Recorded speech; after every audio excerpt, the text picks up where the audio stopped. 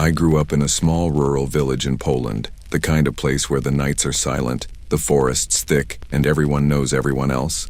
Around here, Halloween isn't really a thing. Most of the older folks see it as something evil, almost satanic. But lately, even in the countryside, people have started putting pumpkins on their porches, carving a few into crooked jack-o'-lanterns just for fun.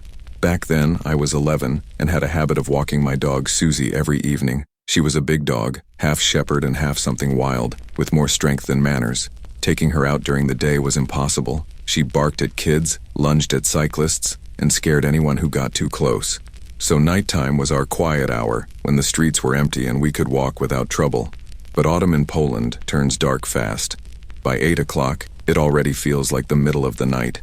The village fades into shadows, and unless a street light's nearby, you can barely see the road ahead.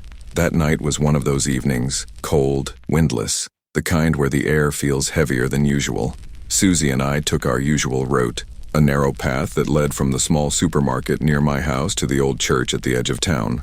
On one side of that road was the forest, black and endless. On the other, a vast horse stud that stretched into open fields. The road itself took about 10 minutes to walk, maybe less. Usually I liked it. The crunch of dry leaves under my boots, the faint rustle of branches. It was peaceful.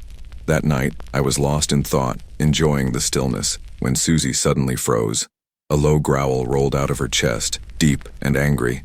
Before I could say anything, she started barking, loud, frantic, pulling so hard on the leash that it burned my hand. I looked around, expecting to see a cyclist or maybe a fox darting across the field. But she wasn't looking at the road. Her eyes were fixed on the forest, more specifically, at the old stable beside the priest's property. The stable had been abandoned for years, even before I was born. It belonged to the local parish, but no one had used it since the old priest died. Now it just sat there, collapsing under its own weight, the roof half gone, the windows hollow. Suzie was going mad, barking, growling, teeth bared, her body rigid with fear. And then I saw why. Behind the stable, half hidden by the trees, there was a shape. At first I thought it was a trick of the light, a pile of sacks, maybe a bush moving in the wind.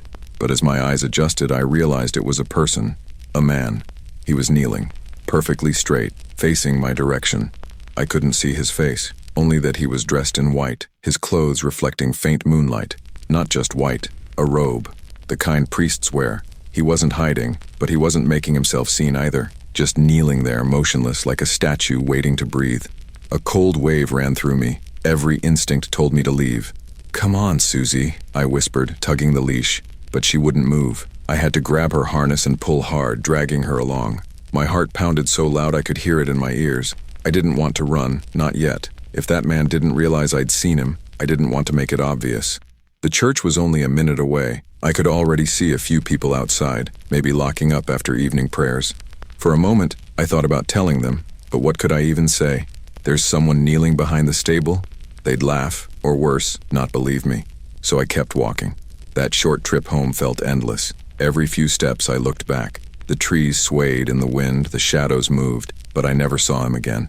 Suzie didn't sniff or bark anymore. She just walked quickly, her tail low, her ears back.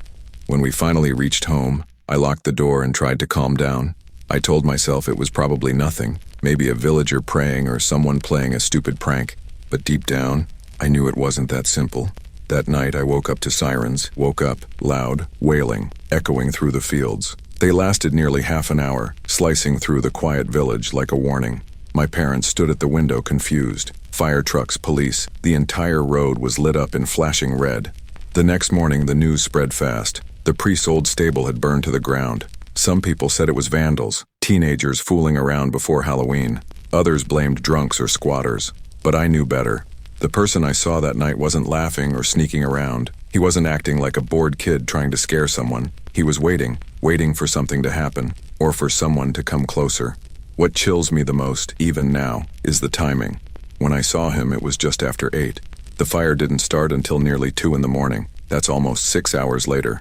Was he still there that whole time, kneeling in the dark, staring into the forest? What was he doing for all those hours? Sometimes I tell myself it was just a stranger, maybe a lost man, or someone saying a twisted kind of prayer. But other times, when I walk past that empty patch of land where the stable once stood, I feel the same cold stillness in the air. And I can't shake the thought, If Suzie hadn't barked when she did, if I'd walked even a few steps closer, maybe he wouldn't have stayed kneeling. Maybe he would have stood up.